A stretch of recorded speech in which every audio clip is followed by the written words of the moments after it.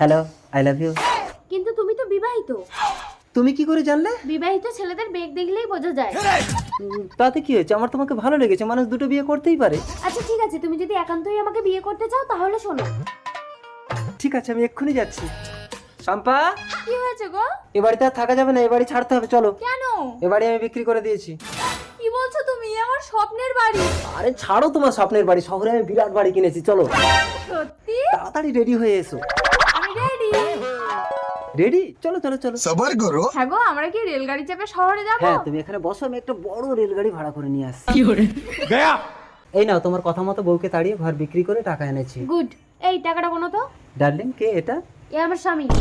তুমি বিবাহিত? হ্যাঁ তো, তোমরা ছেলেরা যদি দুটো বিয়ে করতে পারো, আমরা মেয়েরা কেন পারবো না? এই আমার টাকা দাও। এই মারো ওকে। কি ব্যাপার, সকাল থেকে সন্ধে হয়ে গেল এখনো কি একটা রেলগাড়ি ভাড়া করতে পারেনি? কত